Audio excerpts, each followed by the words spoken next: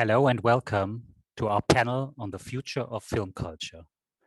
Thank you so much for finding the strength to join our discussion after countless hours of video conferencing over the last month.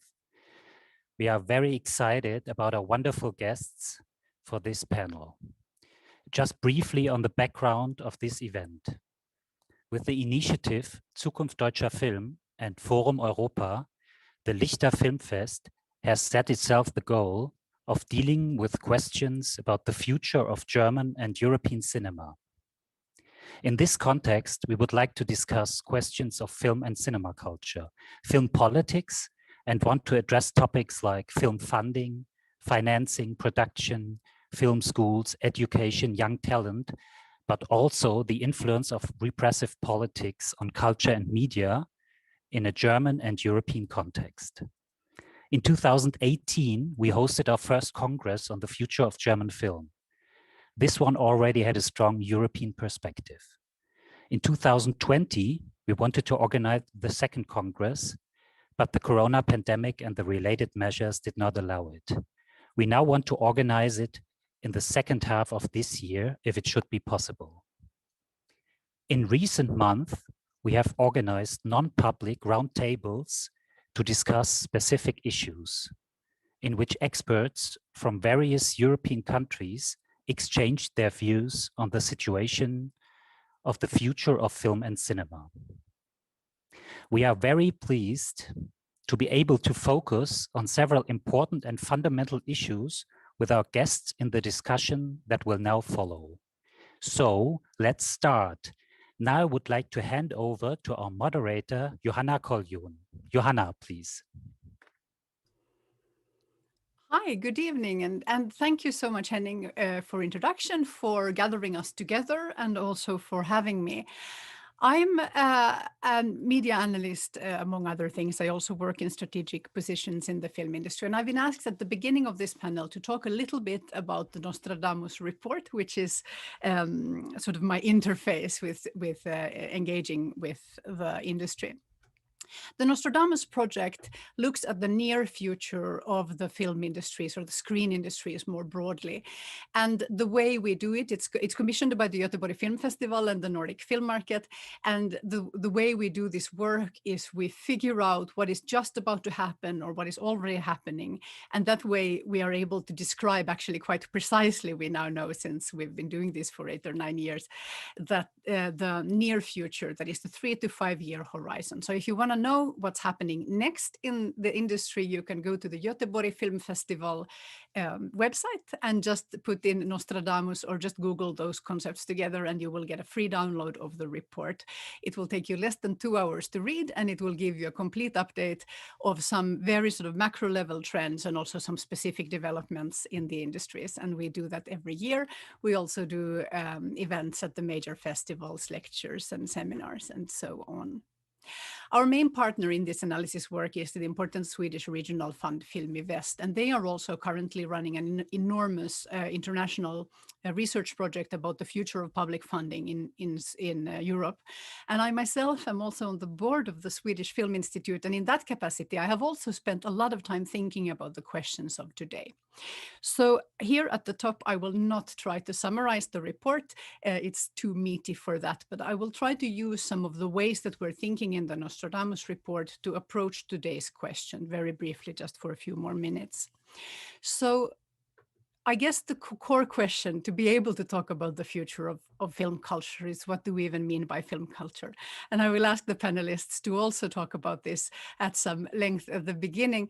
But I think that there are, from my perspective, there are 3 major approaches when we think about film culture. The first would be sort of the industry perspective. From us inside the film industry, it makes sense to think that film culture is what we do. It is the things that we make, and it is the ways that people engage with the films that we make all throughout the value chain. inside the industry, and especially I would say in Europe, we also have this tradition of an inherent binary between culture and commerce. So we have this idea perhaps that films that are turning less to some existing expectations of a marketplace, that those kinds of films are maybe ascribed with more cultural value, and therefore they are considered slightly more film culture than other kinds of films. And in that sense, of course, then film culture becomes a term to describe a specific artistic tradition of European and world cinema. And by the way, if we define film culture as the activities of the established film industry, then it also makes sense to think, as we always have done up until perhaps now, that the cinema space is not just the financial, but also the artistic heart of film culture. Now, that is challenged in different ways. I'll get to that in a moment. But the second major perspective to think about what film culture is would be a kind of public policy approach. There we see film culture as a kind of democratic right, access to audiovisual storytelling in our own languages in ways that represent us as humans in all the aspects of our lives. That is a right that we consider to be important enough to fund publicly. And it also has that democratic function of giving us access to make our voices heard. That is, who is allowed to be in film culture, both on screen and working in the industry, whose stories are witnessed in these media of film. So that would be the public policy perspective, which is slightly different from the industry perspective, but they can also move relatively well hand in hand. And then on the other side, we have what we in the industry like often to call the audience perspective, but I would like us to think of as the citizen's perspective, because it does, because that is, of course, the way where it straddles the sort of public policy approaches. And from this audience or citizen's perspective, then film culture is all of the manifold ways in which moving images are consumed, produced, communicated through. All of the platforms, all the formats, all of the practices of film storytelling must be film culture. And so are the meanings and the traditions and the cultural expressions and the values that are ascribed to this work or relate to this work. And this way of thinking of film culture, of course, means that it's very different, and then also that it's changing and expanding very rapidly. In just a few very practical examples, if this is film culture, then maybe it centers from the citizen perspective, the living room more than the cinema, because ever since the introduction of the VCR, probably even the video recorder, probably even earlier, even people who go to the cinema a lot have probably consumed the majority of our film content at home. So that would be one big conceptual shift that happens when we think of film culture in this way. And another example is that, especially for the younger generations, that is for people who are under 25, film culture must then include a kind of daily filmmaking and film reading. To these age groups, at least in industrialized nations, private communications and also, for instance, news and engaging with society are increasingly happening through video. And in these groups, I think alarmingly, but it's certainly happening, feature film, TV series consumption and online video are in different ways together replacing some of the time that earlier generations would have spent reading. Now, if we think about film culture in this very broad sense, what often happens from inside the industry is that we view this way of conceptualizing film culture as a threat, because we can see how these new engagements with film are threatening some of the traditional business models. And of course, I understand that why emotionally we would feel like this, but I think this approach is also very dangerous, because if we are removing ourselves as filmmakers from the actual practices of film culture of the broader population, especially those of us who work with public funding, and therefore, if our audience and if the people whose tax money we are using are understanding film culture very differently than we do, then we are becoming less and less relevant.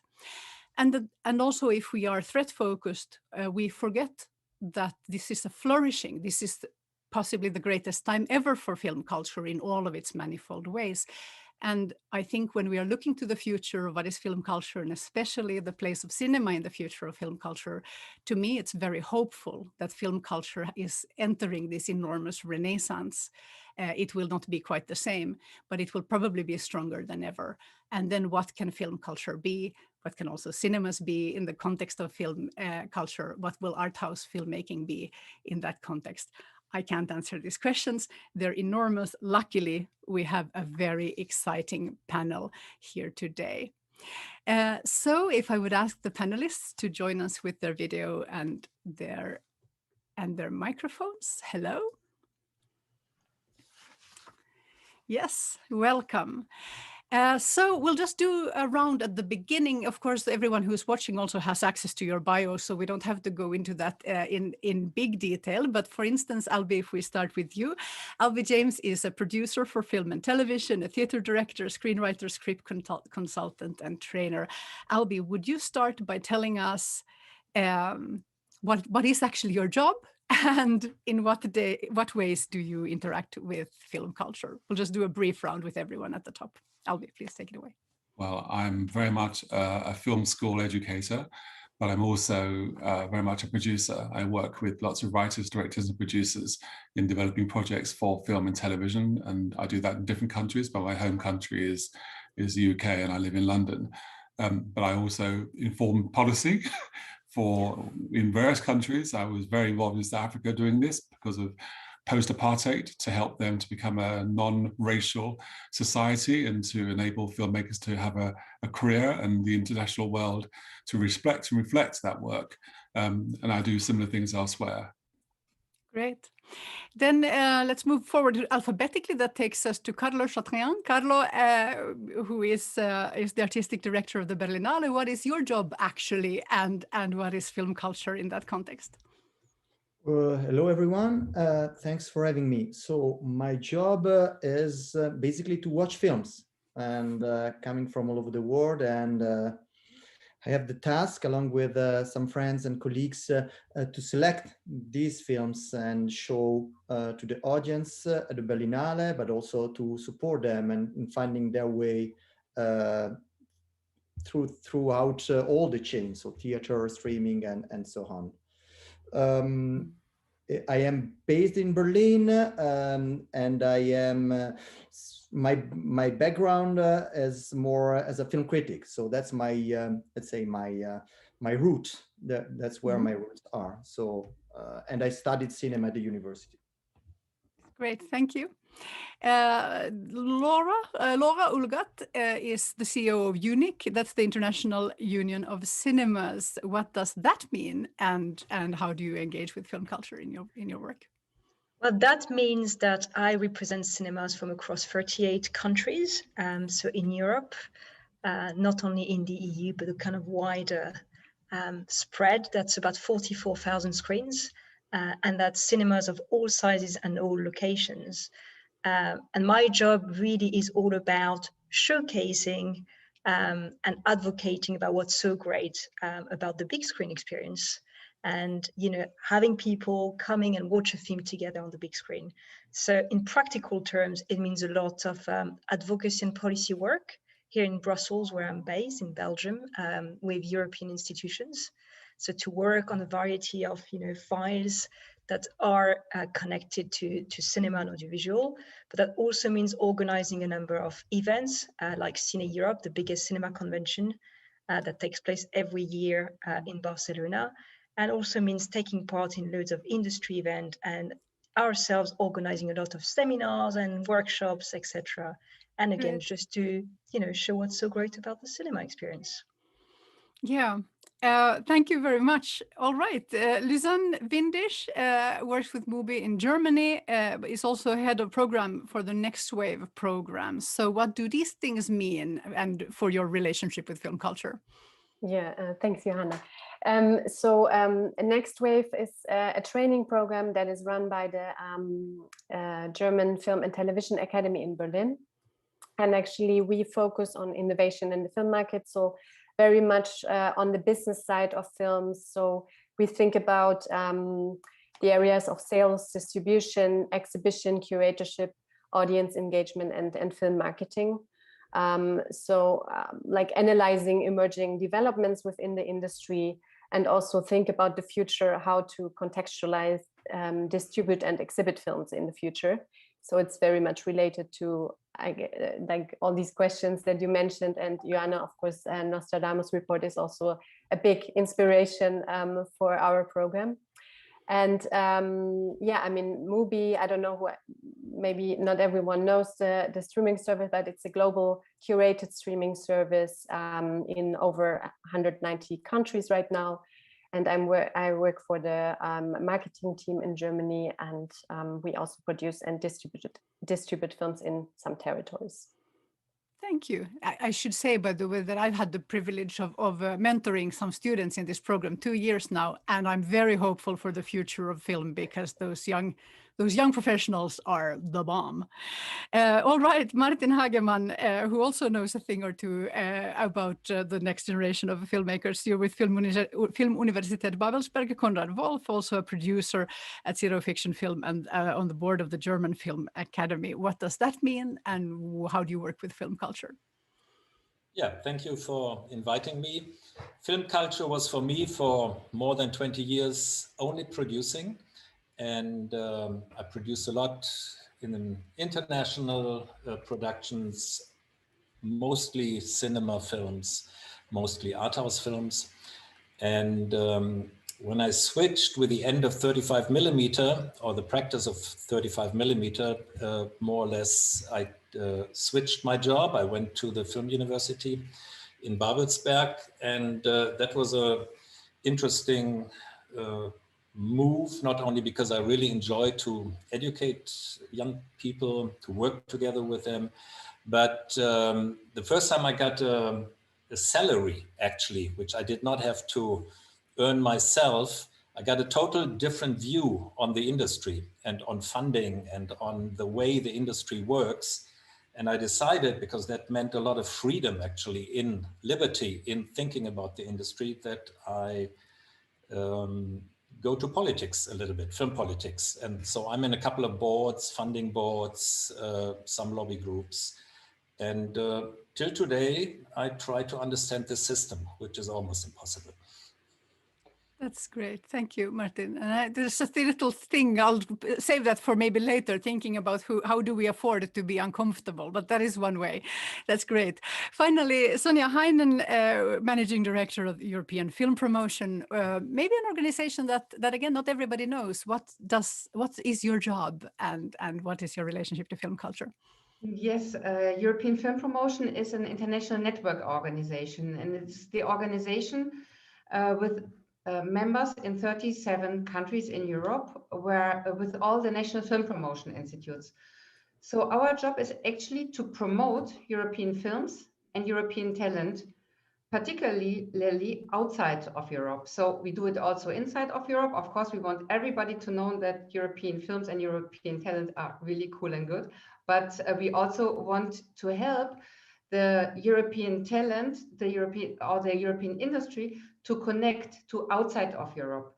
And that is why EFP was founded more than 20 years ago, when all the national film promotion institutes come together.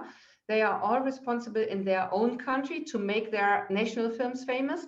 But in EFP, they come all together and we do jointly initiatives to promote the best of European films and talent outside of Europe.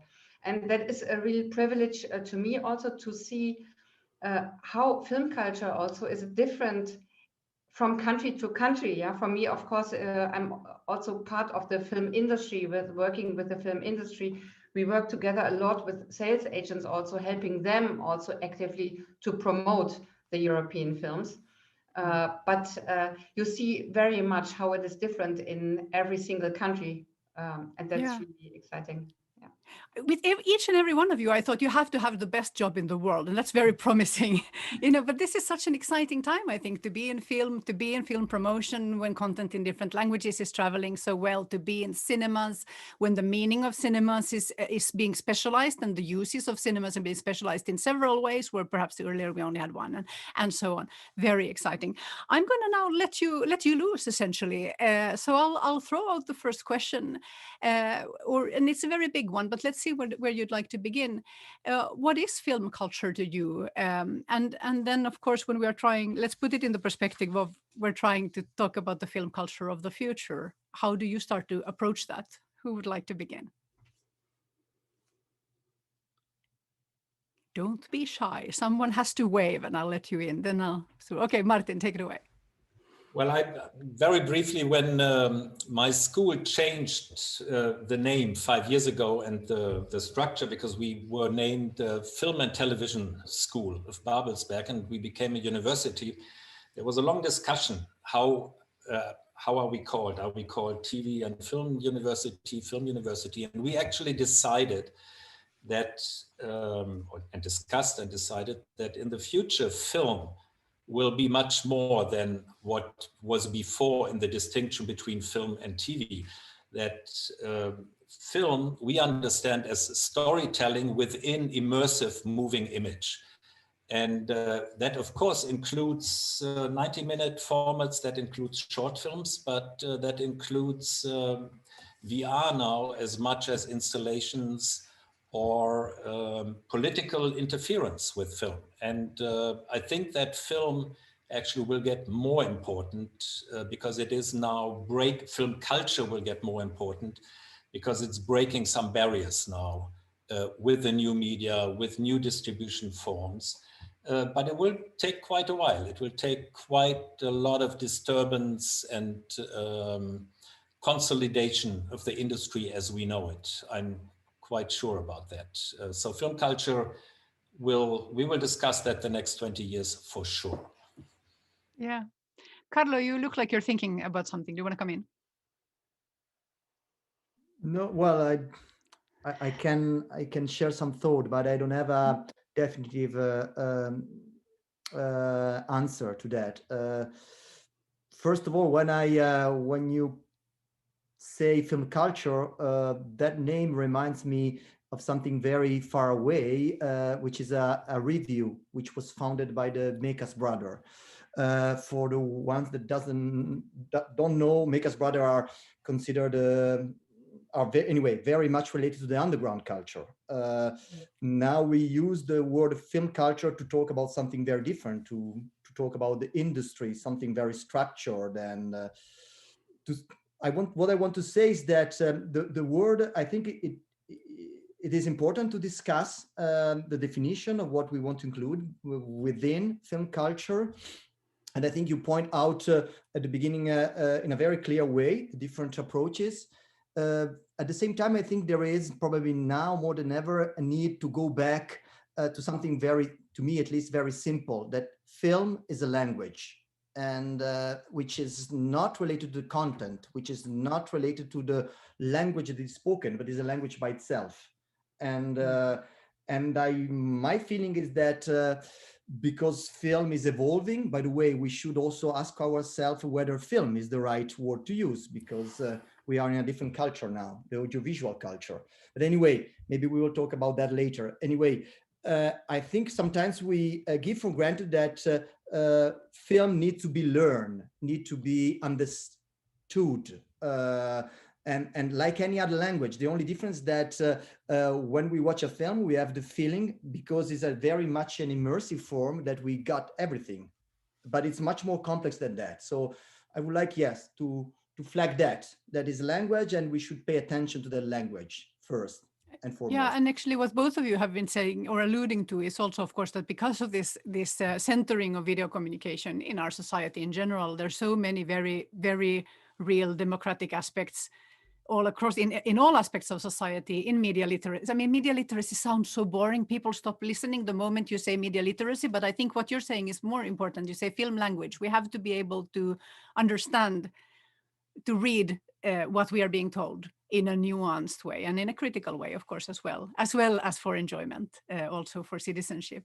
Sonja and Alby, you were nodding before when Carlo was speaking. What are you thinking about, Sonja? No, I totally agree, actually, to the word film language. I think this is very important to say, because it is a complicated situation, because now there are no, I mean, all what we understood traditionally under film culture is now changing. When you said film culture maybe 20 years before, maybe not half of the definition what you gave in the beginning would have been known already by then. So I think to go to film language, I really like that approach. Alby.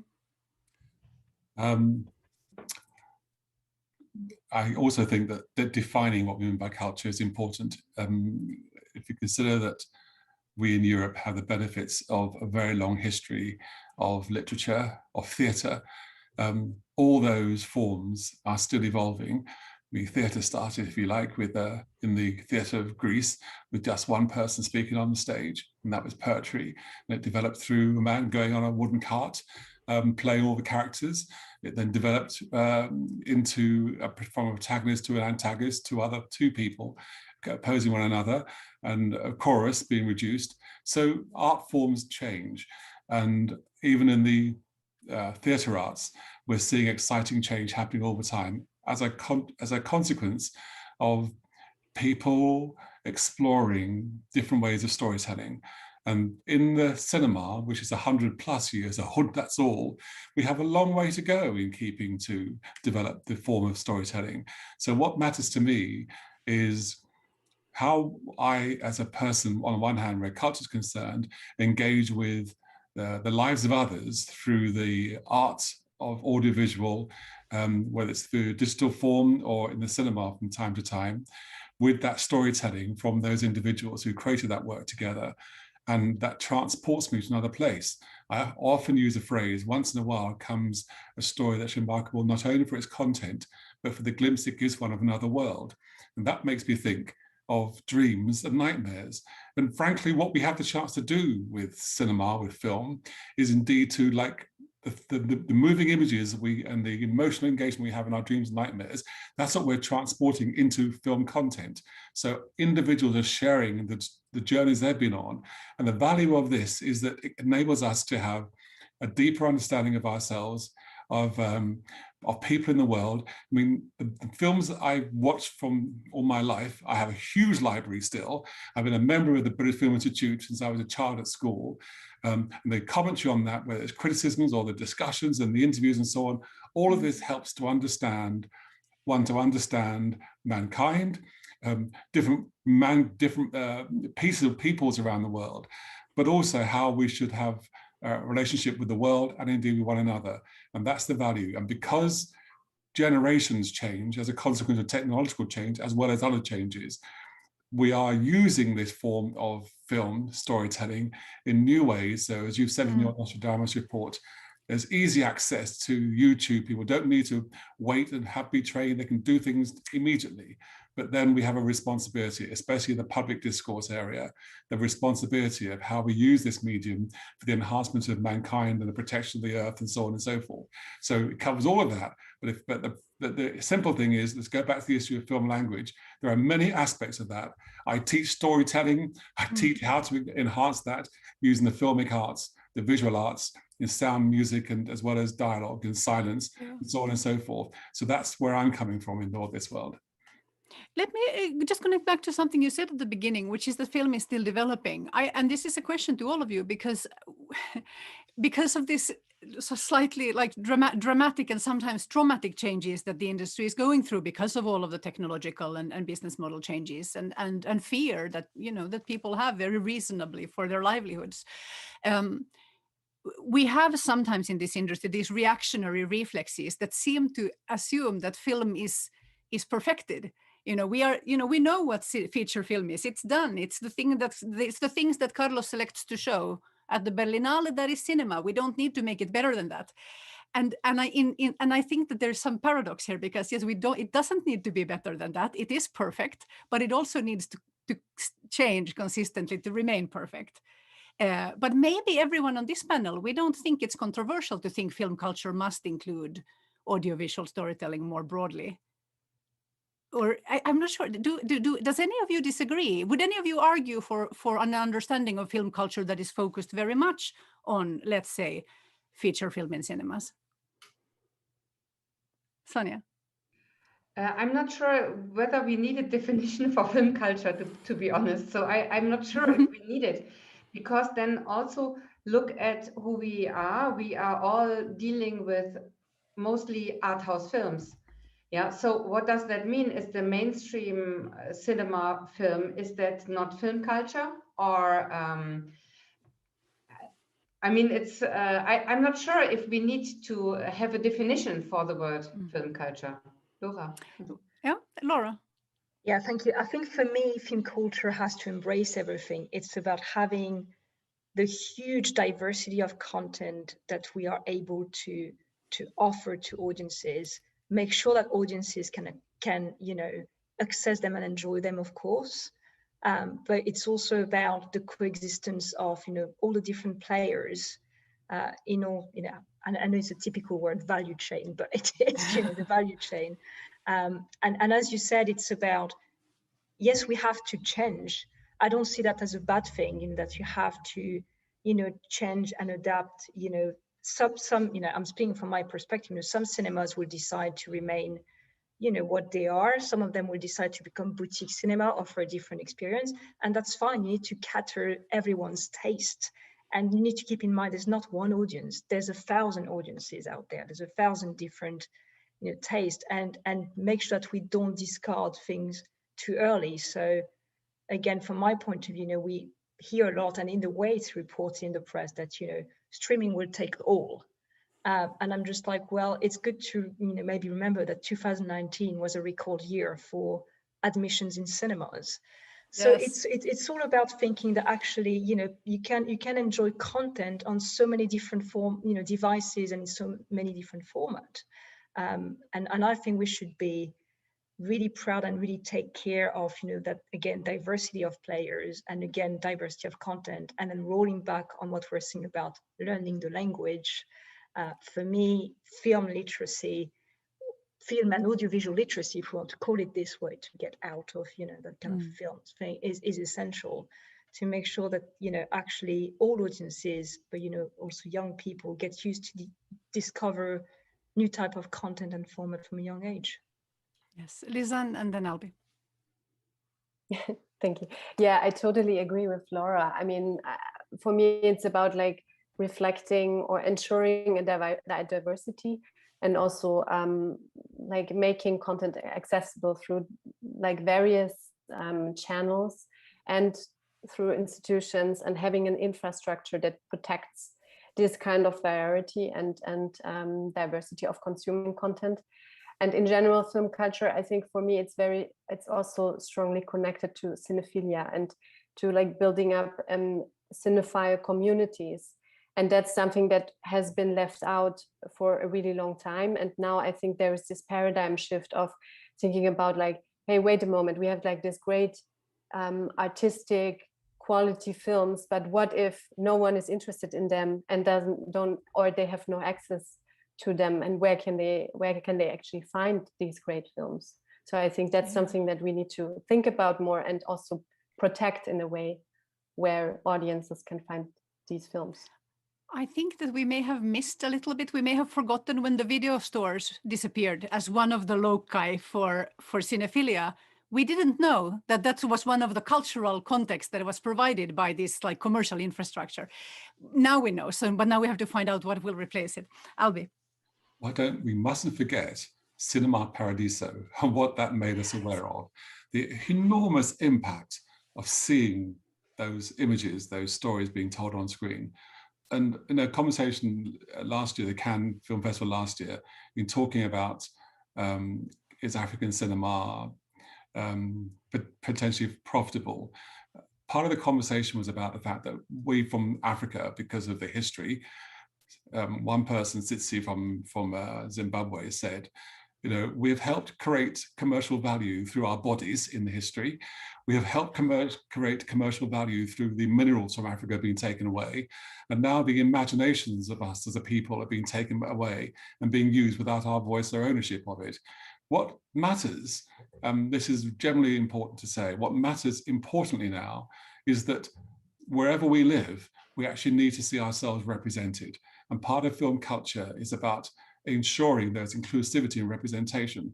I had a particular issue when a few years ago was part of the European evaluation of I'm not sure I'm allowed to say some of this, but I really got cross when I was evaluating applications for funding, that there was no relevance, no interest in the diversity issue and inclusion, that people would get the top amount of money, and I made big issues of it.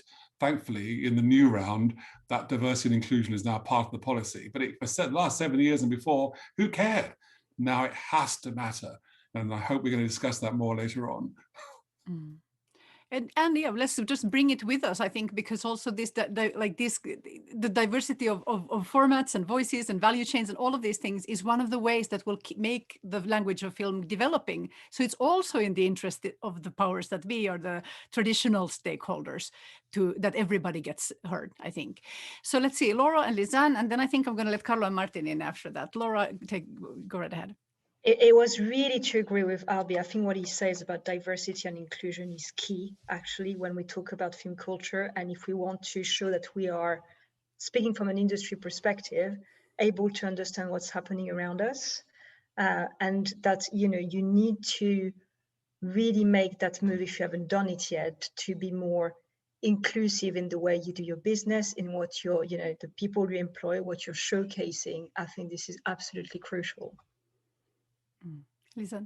Yeah, and when speaking about representation, I also thought, I mean, like the younger generation, they use social media as a tool, like of constantly producing themselves and representing themselves also to the others and to their audiences that they build themselves. So I think they're just used to like have, in a way, you know, like different images, and they might not find like accurate representations in like the what we call like artistic films or art house films, because they are like they just use different medium, and they are so used to yeah, a different way of being representing themselves and being represented by media. So I think this is interesting, because I mean, in one way, it's also a provocation to say, okay, everything is film and everything is important. And we seem to agree that this broadest possible way of thinking about film culture is beneficial to film, you know, in all of its aspect, as well as for the industry, as well as the right thing to do, which is a sort of win-win.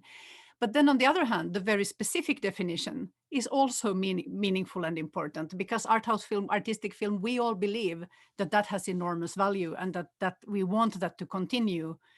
So in the context of everything we've said, how do we think about the role of that kind of storytelling, film storytelling going forward in film culture? Maybe Carlo first, and then Martin? To be honest, I'm not very much interested in label.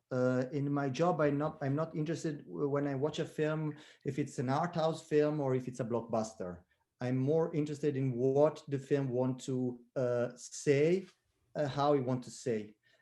Before I said that cinema is a language, at the same time, is a language where you cannot make any mistake. Godard has showed that to us.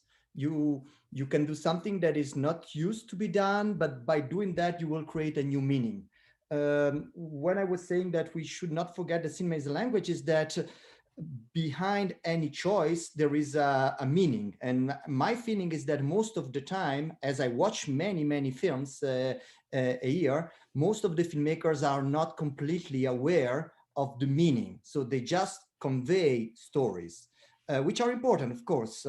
And they can be more meaningful than the film itself. But at the same time, as I'm in love with cinema, I believe that it is important to be aware about what we want to say.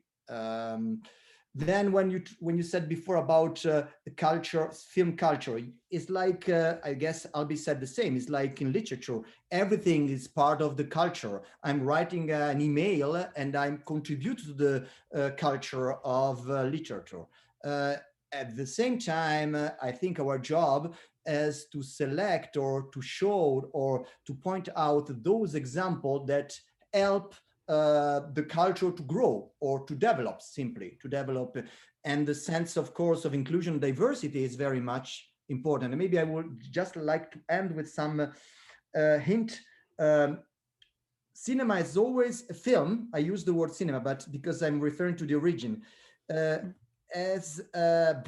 carries a kind of big problem, because it was created, and it still has, to me, the colonialism structure within itself. By framing, we impose an image on someone else, on something else. And I think this can be seen as a disadvantage, but also as a struggle. And by struggling, you can improve yourself. You can also understand better your position in the world. So for me, what is really meaningful when I watch a film is that I learn most of the time more about the people who are behind the camera filming than the people that are in front of the camera. So about ourselves, or about people that are maybe far away from me, but still human as me, I hope. Yeah, so, okay, I just want to ask you a follow-up, so I'm sure that I understand what you mean. So this is very important, I think, what you say at the end. When you put the frame around something, you are making a selection, right? You're including some things and you are not so including some other things. And indeed, that says something about you. But you said before that you feel that not all filmmakers are understand the meaning of their work. Just so I understand, do you mean that they are derivative, for instance, or shallow? Or do you mean that they don't understand some of those internalized, like, do you mean in a way that they don't understand how much they are telling about themselves? Our way to learn is by imitation. And I think that's the easiest way to learn. We learn to speak because we hear from our teacher. And so I see that very clearly in the culture of this thing. All the selfie or 90% of the Instagram, they look like the same. And I guess, well, there are different, sometimes even in the content, even in the image. So I think it's simply the easiest way. When I want to represent something, I have a model and I use that model. And if you can, and of course, in a film that is 90 minutes long, it's more difficult to see the similarity. But if you really look in depth, most of the films are very similar. If you take out the content, the structure, the images, the framing is the same, and it represents a dominant culture. I know that maybe it's a bit too abstract, but I cannot say otherwise. I know, I think I understand, but also I think is his name Robert Mackey, for instance, who writes his story seminars, and so, like, in a way you could see that a whole generation of filmmakers read the same book, and then the turning point comes in the same minute of the film, a little bit like that. I would like Martin and then Alby to speak. Martin, what's on your mind? I just go one step back, because when you were talking about diversity, inclusion, and representation, no doubt there's no contradiction, but that is for me politics. That is for me a total right political program. And for me, maybe a little bit nostalgic, when we talk about film culture and film as language, I'm not thinking about many different audiences. For me, film, the attractiveness of film is that there can be one audience understanding the film. And in the whole process we are in at the moment, in the diversity of media and the diversity of political labels we are using, I am actually looking for, how do we keep the cinema as a place where society in a broader sense can discuss itself, can kind of confront itself with through the film, because that is for me a very important aspect of film culture. You called it democratic, Johanna, in the beginning, and that is connected with the cinema for me, because it brings people together. And so beside all the right political demands and the political fights that have to be there, I think we are at a moment of cinema history where we really have to look at the location, where we really have to look at the cinema itself, because this location has to find a new role, has to find a new way to present films, to discuss films, etc., etc. So for me, language means it's a language everybody can learn, and in the end, it is one language. And of course, I agree with Carlo saying the meaning behind it has to be understood, etc., etc. But in the end, for me, film is superior to many other cultures because it can bring together a lot of people seeing the same, confronting then with a language that is new, that gives new possibilities beside literature, beside theater. And I like to go to the theater, I like to go to the opera, but if I would have to decide what I want not to miss 100%, it is cinema, for sure. And because it is the most advanced culture, still developing, and this mainstream aspect, I think we should never forget in this discussion, because that can be lost actually in Alby, the I will let you in a second, but let's do a very quick poll. You can nod or shake your head. I understand that, of course, we all watch art house films, but do you also watch blockbuster movies privately in your private life? Yes, we all nod, except Carlo. He doesn't have time to watch blockbuster movies. He has to watch so many art house films. I select blockbuster movies, so sorry? Of course, I do select blockbuster. Yes. I don't see any, again, to me, the distinction between art house and blockbuster work for the industry. But if we talk about film, they are both film. And they can be shown in the same theater, and they can talk to the same audience. I totally agree with Martin on that. And that's why I also wanted to just mention this, because of course also the level of meaning and awareness and self-awareness and artistic quality and political depth in mainstream blockbuster entertainment has risen exponentially in the past 20 years also. So, but business model wise, they are quite different. Alby.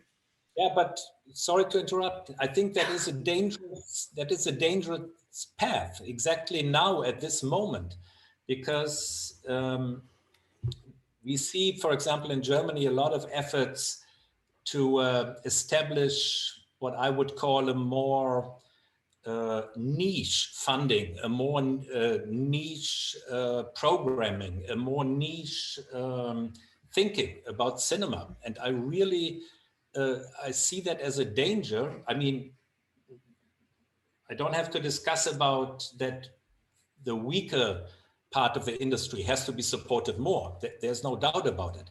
But when we start to think too much, these two poles, too much separate. If we separate them too much, we will lose cinema in its core. That's totally, what I mean, exactly. Yeah. I think that even on any measure, they are also less far apart than we believe. Alby James. I joined the Berlinale talents team in 2005, and the following year with Sonja in the World Cinema Fund. So she'll be very familiar with my complaints, which is relevant to this discussion. So in the script station, after a year or two, Dorothy Wenner asked me if I would bring in something she'd been hearing me say into the program the first day, which is something we do. And that's to do with audience. And I think this is what the relevance of our conversation here about the differences. I feel, I learn, and I still believe it to this day, that by far the majority of people is there, especially the emerging filmmakers, as they are creating their works, their audiences themselves. When you ask them who's their audience, they often didn't know how to answer that question. And it went on for a few years, and eventually, through giving explanations for the application form, process happened. I even ran a colloquium here in the UK in 2000 for the whole industry when the Film Council was set up, to explain that taking the screenplay seriously was going to be the new way of thinking. So everyone had to understand who the audience was, because there was always pressure on us to do with justifying public funding. Okay, the public discussion about the public role that we have. This will come back in a moment.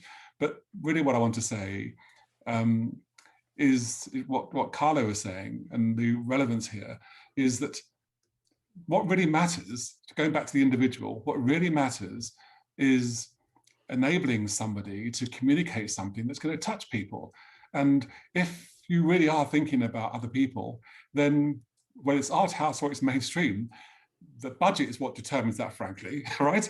If it's really expensive and you frankly have to have something that plays to a huge number of people, the work that is going to be even more delicate and maybe intimate and internal, there's a film that came through World Cinema Fund in the early years, Sonja en la Cama, okay, which I love, Matthias Bizet film. It's, there's a huge amount of sex in it, but my gosh, it actually works as a film. And we've watched him grow over the years. And I think that our role in helping this art form on one to develop, but also for us to celebrate the art of film is to identify talents and enable that talent to grow. And a huge amount, the value of the art house circuit, the international cinema circuit, is to enable us through film festivals and now online platforms and the other specialist cinemas, is to connect with that work wherever it comes from. We all love Wong Kar-wai. We love Hosu Chin. And many people whose work is just so important. It doesn't exist in our own countries. And it's all part of our enjoyment of cinema. So that's partly why we exist and we do what we do. What you're describing is this fantastic paradox, to connect back to what Martin was also saying about, is that you need to know who the audience of the film is. And if you succeed in understanding deeply the audience for the film, then it can also become a film for everybody. But if you try to make a film for everybody, then it's a film for nobody, typically. Yes, but part of that discussion is going back to what Carlo said, and I forgot to add one thing. The Russian terms for what Carlo was saying, the differences, are fabula and sujet. Most people think that the plot is what matters, but it's not. It's the underlying deep themes of a story. And most people just don't understand that at all. And it takes a long time, perhaps years of working, before you really understand that's the power of storytelling. And that's what people remember as the years go by. And frankly, most creative people, I used to be in a theatre full-time for years, and I had a signature, if you like. All my stories that I really loved and did my best work on came from something in me. You could almost say it was the same story, even though the worlds were different, because that's what drives me as a creative person. And that's what we look for when we're exploring work with people, and we have the conversations and then decide yes to work with that person or not, yes to choose this film or not, because there's something about it that really engages and you feel it's exciting and you must share it with others. And this is, funnily enough, I mean, this is what you're describing, is the place where this sort of idea of creating from your soul connects to the sort of distribution infrastructure and so on. That is through this idea of the audience. Who is the audience, and what does the audience yearn for and need, and what do you yearn for and need, and where can it meet in this work? Because that will determine to a great degree what is an appropriate format for this story, what is an appropriate platform for this story, what kinds of release business models will make sense for this, and will it be a blockbuster or will it be a small, more intimate production, and so on. So I think now, as we move forward in the conversation, if we try to think about the film culture of the future again, and we can think about threats, but I am especially interested in, the best possible outcomes, the flourishing film culture, how we would want it to be, because we have some agency now coming out of this crisis in making decisions together, everybody in across the industry and in the audience as well, about how we want things to work in the future. In a flourishing film culture, what could be the role, what would ideally in your dreams be the role of cinema, the many roles perhaps of cinema, and what could be the role of the other platforms, and how could we have a landscape where all of this could support film storytelling at its best? Laura. But I think they all support each other, in fairness. I think you do need all type of, it's interesting because in a number of studies that we've worked on and together with some partners, we realized that people who tend to consume content, to watch films, audiovisual content, people who tend to watch a lot on streaming platforms also tend to go a lot to the cinema. So for me, there's a link there that, people who love to watch something tend to watch it on, different, again, format. I think I'm going to preach for my own church, of course. I represent cinema. So for me, it does remain the best place to go and see and enjoy your film. But I think it's good to think that, there is a life cycle to a film. And there would be different ways in which you can watch it, and different partnerships in which you can work. So with movie, for example, and cinemas, there's a strong, partnership when, there's subscription offered, etc. So that for me is a key point. And, as was mentioned by Martin, as was mentioned by Alby, I do think cinemas remain the place where you're going to go and enjoy the film with other people. There's that sense of togetherness. There is that sense of, going to watch something together on the big screen, and a different experience. I find it much more immersive because I know when I'm at home, I will probably pause to go and grab a cup of tea, or, it will be a different way of enjoying the film. And I really liked what Martin mentioned about cinema being that kind of central place where you should be able to discuss what you've been watching as well. Because I think this is key as well. And in we did a research into the behavior of young audiences a few years ago. And a lot of them mentioned that they really like having a place to meet just after the film so they can go and have a chat about it. And I think that's great because that's really just what you want to trigger, isn't it? If I remember that study correctly, the two additional points. One is that the young people also said they don't feel welcome in cinemas because they don't have the spending power, and young people are looked at with suspicion. But the other thing that I also felt was fascinating, it's a brilliant study, is that they love the cinema because the cinema room is where you turn off your phone. So then you can become immersed, really. And we have this prejudice that young people don't want that. That is not true for all young people. The UNIC has very good numbers on this as well. Sonja, what are you thinking? Yes, I mean, I think for me, it was always when I started going to cinema, it was always when I sit in a cinema, I'm in another world. And it doesn't matter which film I'm seeing, if it is a blockbuster film and I'm trying to translate what Christopher Nolan was thinking about or so, yeah, and trying to understand what it was. And then in the end, in the last half hour, I maybe decide, okay, I cannot cope with it anymore, but still I enjoy seeing the film. Yeah, so I think everything is possible, and if it brings me into another world, what I personally look for in cinema is that I get to know about other cultures, I get to know about other people, I get to know about other people's problems. I want to understand other people because it makes me personally rich to do that. This is good for my life, but it has always been the case. I give a film recommendation to my brother or to my sister, and they will make sure that they are not going to watch it because they will be totally bored. And they go to cinema for entertainment. Yeah, they want to be entertained, and they don't want this problem films, how they call the films I want to see. They don't want to see this because they have problems enough. But for me, it restricts me from my own problems, so I feel super fine about it.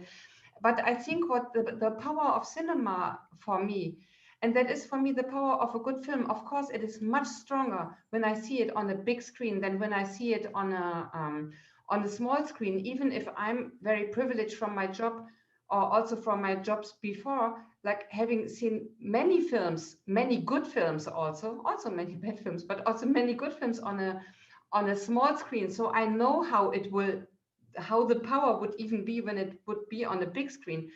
But the difference doesn't matter for me so much, but it distracts me totally from where I am. When I come out from cinema, I forgot where I was. And this is what for me is the beauty of cinema, yeah. And of course, the bigger the screen is, or the more intense the experience is, the sensual experience is, maybe. Yeah. But I can also have it on a small screen. And in terms of what you asked regarding potential models for the future, for example, I mean, now is a very interesting time. Corona brought, as we all know, it brought many problems just earlier than they would appear anyway. But we all knew that something was not going to continue in our industry. We all knew it since years already, but nobody found, we were really clicking to our old models and oh no, please, let's not change something because we totally lose our orientation. So now we had to lose our orientation, and I see it as an opportunity, because I refuse to be pessimistic maybe, but I see it really as an opportunity on change ideas. For example, like now Berlinale winner, like Radujut's film. I think they will now have a 20 days online streaming premiere before they go on other things. So I think it is, when I see also, for example, the VOD streamers, not the big five, the so-called big five, but the more normal ones, yeah. When I see how they are making partnerships with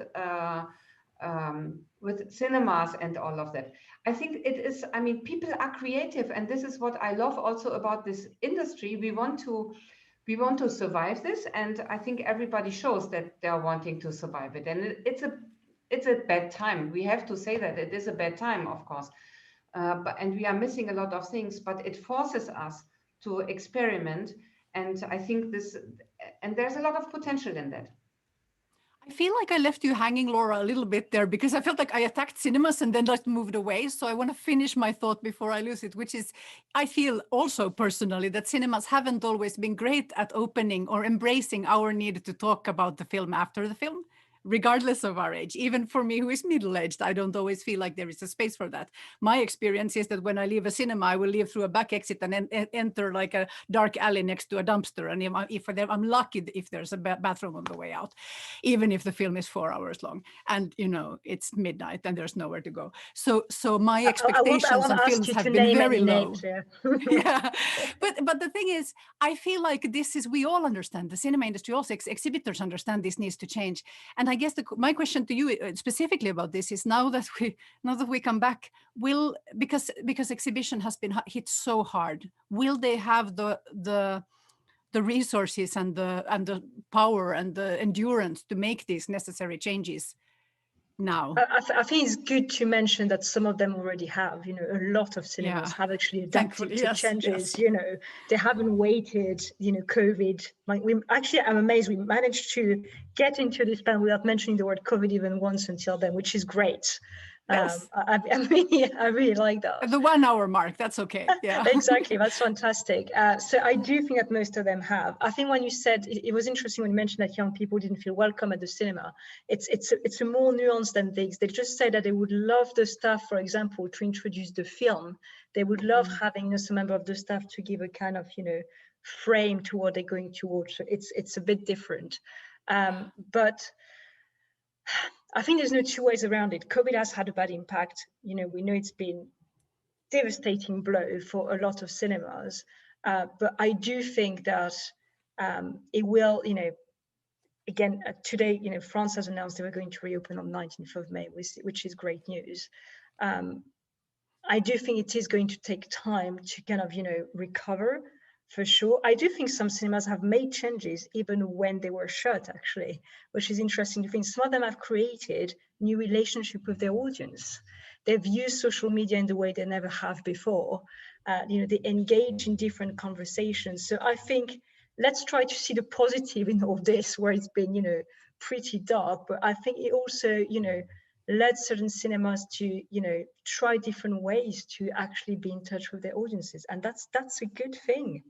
I think it's brilliant, and I think it's there to stay. By the way, I think this is something that's there to stay, and we have this amazing, you know, document that we've worked on, which was all about the different initiatives that cinemas adopted when they were closed, and frankly, it was heartwarming to just see so many different initiatives, both from the big chains and the smaller cinemas, on how they remain in touch with their audience, and through so many different ways. So yes, it's going to be, you know, it's been a horrible year. We're going to forget 2020 was ever there, but I think they are, and they will remain that wonderful place again where people can just go and enjoy the film together.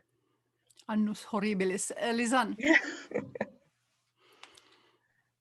Yeah, I wanted to chip in there because I also think that maybe if we can name something positive that came out of this crisis, is definitely that, like, this opposition also between streaming and theatrical is not that important anymore, and people realize, I mean, that's also what we see with movie, like people realize, like, okay, we are all in the same boat and we are kind of like all fighting for film culture, let's call it like that. And like a diversity of content and access to great films in different forms. And I really also, through the crisis, I think many people realize that, like, having this shared experience is so, we miss it so much, and it's so important. And that's why I also believe, I mean, I used to run cinemas for like more than 6 years, and I really felt that yeah, like giving this room, like this space to actually exchange about the film and discussing different thoughts and perspective on one film is like one element that nothing else can somehow compensate. So like people want to engage with each other and talk about film. And that's also like what we see with festivals. Of course, I mean, festival is like one of the best examples of this amazing platform and bringing together so many different voices and shared opinions about films. One thing that many predictors, including myself, agree about is that the impact and the festivals will be even more important than they have been in the last 5 years, which also already was progress. Martin Hagemann. Well, I see the future, if we are speculating now, a little bit more challenging, because what is happening now is that many of the needs we could satisfy in cinemas are now satisfied in other media. And if we look in research of the younger audience does not only decide between streaming and cinema, they decide between streaming, cinema, gaming, and many other things.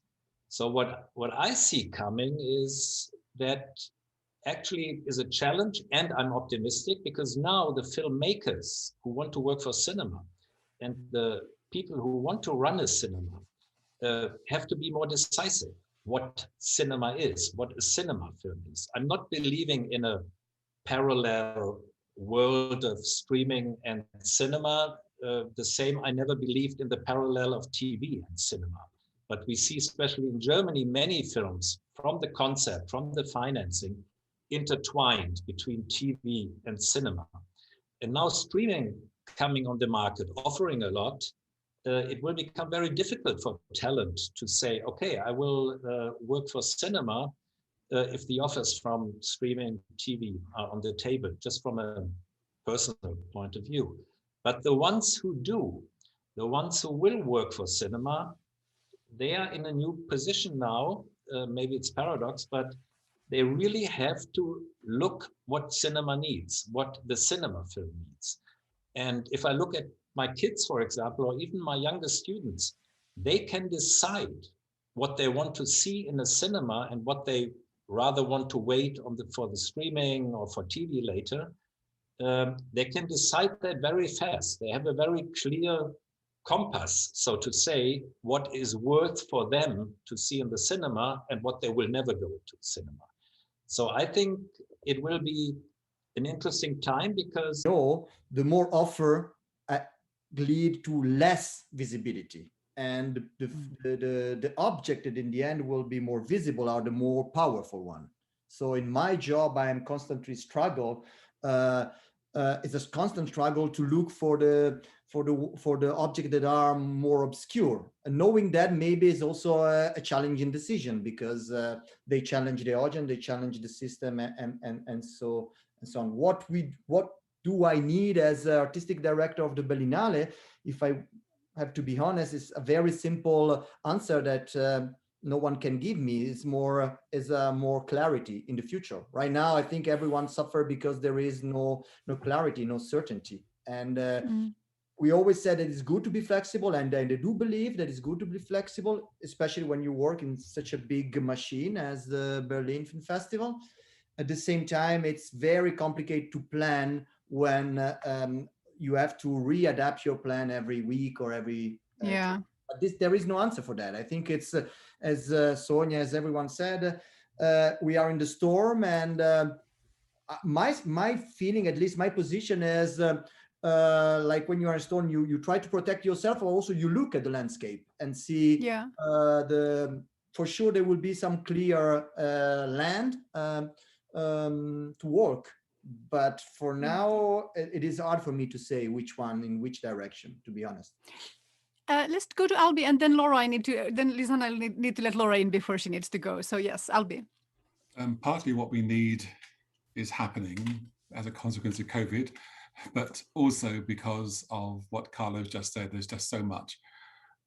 Whether you are an artistic director of a film festival, or you are a person in a production company having to choose products to develop and then which to go into production, which ones will be accepted by the broadcaster platforms, whatever. I just think that the real challenge is two things. On the one hand, there's so much out there.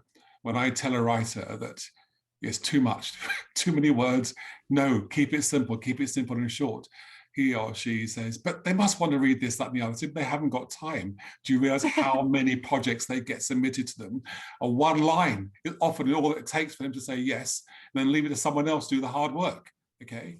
That's part of the problem. The second is what Carlo said about finding something which is obscure, which is different. Because there's so much, and because people think they will have the right to be listened to,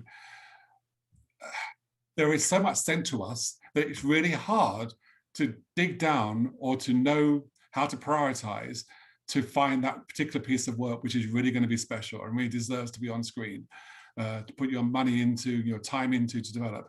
Occasionally they come along, and when that happens, it's wonderful. Part of the value, I think, in the UK anyway, what I think is happening regarding public service broadcasting is that the pressure that people like me and have been putting on the broadcasters, say the BBC especially, I've been doing it since the 80s.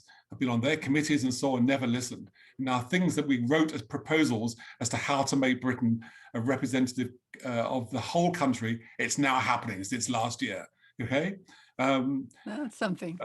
That's the first thing, that's a positive. It's because there's so many other people out there now taking so much, they actually have no choice. They've got to have an identity that justifies their existence and a license fee. So they're listening in a way they haven't never listened to before.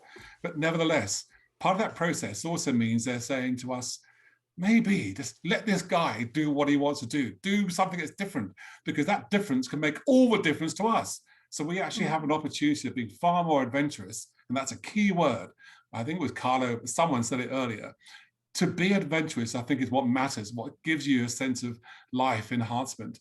And when you see that on the screen, it's very, very special. So finally, when you say, what do we need? We need to ensure that the discourse that we have and the direction of funding has to go to the work which doesn't need the support. Period dramas, royalty, my gosh, we cannot stand the fact that Thomas Hardy is always getting funding. It's not fair, okay? Doesn't need it. Yeah. Give it to the ones who need the money, okay? Yes. And definitely, the film festivals and the work you do around talent give us the chance to really engage with those young people, because they're the ones we really must find for the future to make our life exciting. Yes, and in particular, because they may not still have the pitching skills, even though they might have the other relevant skills, which makes that selection process even harder. Laura needs to leave earlier, so Laura, I'll just let you in right here, and then we'll go to Lisanne. Yes, what do we need, Laura? Final words of wisdom from you before you sneak off. We need to meet in real life. I think that's what we need at the moment. I think that's what we've been lacking. But more seriously, I do think that, I think we need to remain, as you said, open to change. I think that's what's been quite clear in that conversation. We need to be able to, understand our audiences, make sure that we offer something that they are going to, enjoy. The visibility question, I find it so interesting. I think you could spend an hour on this because it's so key. And Sonja, of course, will, via the promotion work, we'll talk about it. Because for me, it's not because you put a book on the shelf that someone is going to pick it up. You need to build your work around it. And I think there's so many works out there, but if they're not curated, if they're not promoted enough, then, they're going to be maybe those marvelous jewels are going to be completely ignored. So that I think is key. More than anything, I think we all need to go back to the cinema as soon as we can, now that we see all the opening dates. Go back to festivals, enjoy, meeting all together as part of the industry, meeting with the public. And I think this is really key. So That's my no, final word. I don't know if they were words of wisdom, but they're my final word. They were. Anyway. Thank you, Laura, so much for joining us. The rest of us will continue until on the hour. All right. Yes, and I just want to follow up by on what Laura just said, that this comparison to books is very important. I think one of the jarring things for us as an industry is that when in all of our lives, it has been possible to see almost every good film that is made. But it has never been possible for us in our lifetime to read every good book that is published. And film is moving towards that space. And we have to learn, what does it mean that I will not before I die read every good book or see every good film? It's very stressful. Lisa and Windish, finally. Yeah, I wanted to jump on the train on something that Alby said before. Like, I think adventure is definitely like a keyword, and really being open-minded for like also experimenting with different ways, and like really work on a project to project basis. I think that's something that is really, really important, and just not fearing to try new ways out, like in general. Another important that is like another important element that is also connected there is, I think, collaboration all along the value chain, and really we really have to talk with each other, share data whenever it's possible, like especially between exhibitors and distributors, like really finding ways to collaborate. Yeah, I think that's for me the key points. I think also just in a very practical level, what you were saying here at the end is important, because I think what the changes in the industry and in the structural changes around all this mean that many stakeholders who were previously competing with each other are no longer in fact competing with each other. So there's a sort of support inside the industry where we could, across our silos, where we could absolutely move away from the zero-sum mindset and towards these more win-win scenarios. I'm sorry, I sound like a business consultant, but there it is. Let's see, Sonja and then Martin, and then we'll do some final words. Yeah, I found it interesting what Martin said about the funds, and I think it's a very complex topic actually, because in the end, that is also what comes to Alby's diversity and inclusion topic. Now, when the funds finally understand we have to include this in our policy somehow, yeah. So then only then the people applying to the funds have to. They have to. They are not. They have no opportunity. But if they want to receive the funding, they have to, or they are allowed to think out of the box. Maybe some of them wanted to do it always already, but there was not really an opportunity. But what I mean by this is when I think the funds are decisive for our industry, particularly for the art house film industry, because without the funds, it won't be possible to make most of the films which we can see at the Berlinale, for example. They won't be possible to make them. But the problem of the funds is that they have also other functions, because they have to somehow support their local industry.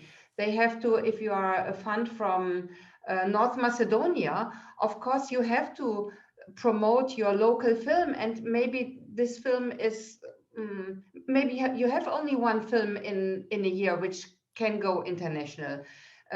So I think the responsibility of a fund is much too big. If it was clearer, that then we could go to Alby's adventures. Yeah, I think what should be supported are the adventures, and but you know, in Germany in old times we had a kind of Martin, how was it called? The wirtschaftliche Förderung, an economic fund, and then and a cultural fund.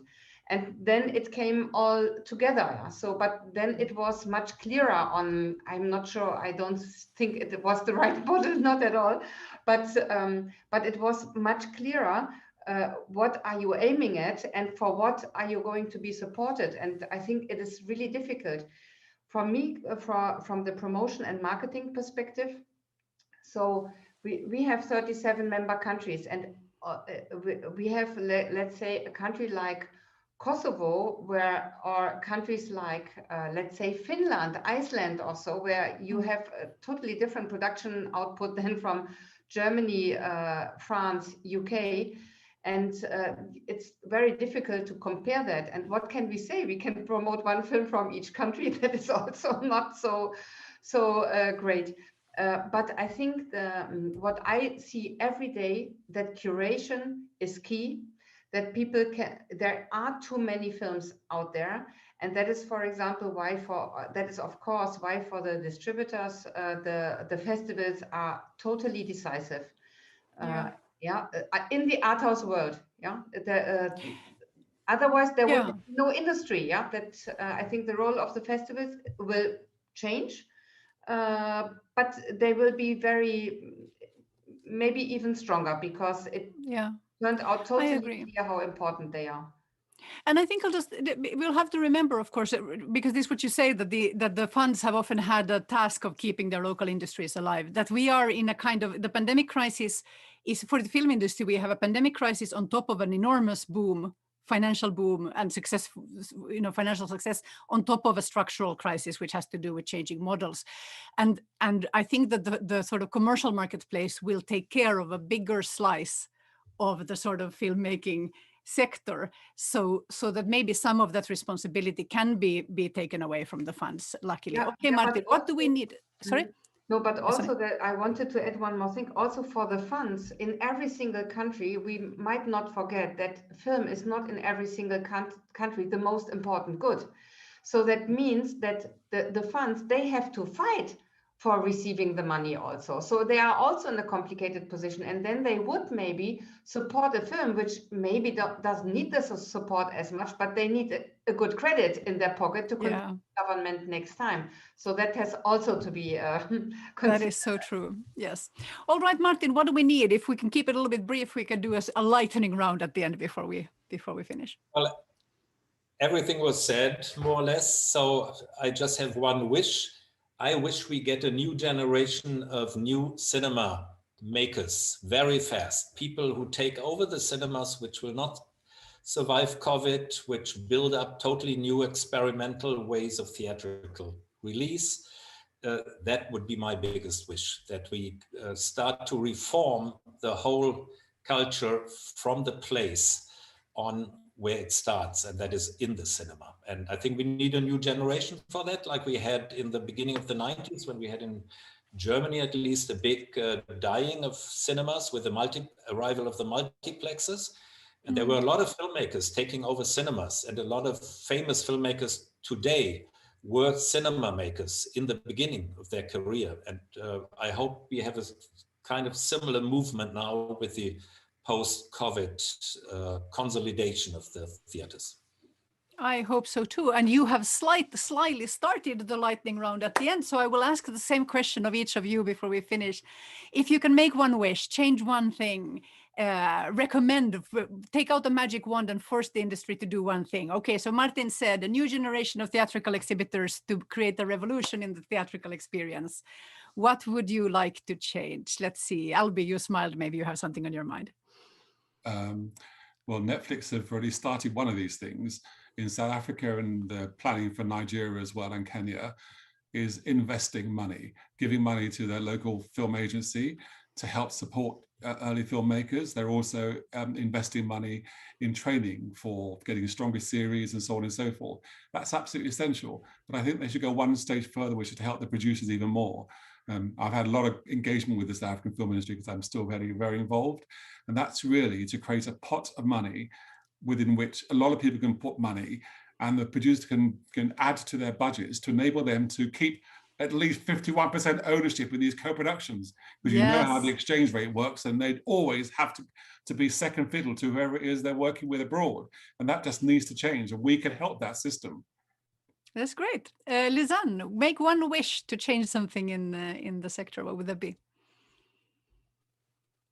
I think I would go with also the younger generation taking over, like especially in the theatrical exhibition, and like a much more open-minded industry as well, because I feel that there is still like this sense of like not sharing any secrets, and there is like the traditional gatekeepers that, you know, like don't want anything to change. So I think there needs to be like some developments there.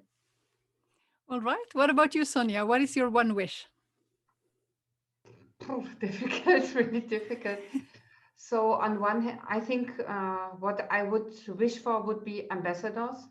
I really would wish for ambassadors for cinema and for films also. I think we need more meaningful ambassadors to find. Actually, for those people, I mean, we go to the festivals and we know what we want to watch and what we want to promote and so on. But I think there are a lot of little jewels which are not to be found, and this is the festival is a very important part of this. But I would like to make it possible to bring it to more people in the world than these jewels. That's lovely. So we need something between a curator and an influencer, a ton of them with meaningful platforms. Like That's that, wonderful. Yeah. That's great. All right, Carlo, final recommendation. What is your one wish? No pressure. Exactly. A lot of wishes have been already expressed. I don't know, this is very personal, but I really believe that there is still a great potential in storytelling. And my wish is that in the next future, there will be not only a new generation of curator, not only a new generation of exhibitors, but also filmmakers. I think we need that. I think there is a lot of potential in the reality we are living, especially in the way audiovisual is part of our reality. And I still think that this potential has not been expressed. So my wish is very personal, that I can show these films very soon in Berlin. That's wonderful. Thank you so much. Our panelists today have been Alby James, Carlo Chatrian, Laura Houlgatte, Lisanne Windisch, Martin Hagemann, and Sonja Heinen. Thank you all so much. This has been fantastic. And I am thereby we can hand over, we are ready to hand over back to you, Henning. There you go. Thank you very much to all of you for this very interesting and informative exchange. Thanks for the wonderful moderation, Johanna. We are looking forward to taking many of these thoughts and perspectives to our Congress to discuss them further there. I have to say, the LICHTER Filmfest runs online until May 2nd. The films of the great regional and international film program are available for viewing on demand until May 9. Tomorrow at the same time, there will be another panel in cooperation with Hessen Film and Media. It's on storytelling beyond stereotypes with director Burhan Korbani, among others. More information you can find on our website. And now we are at the end of our stream. Thank you for your attention. We hope to see you all in Frankfurt at some point. Goodbye. Bye-bye.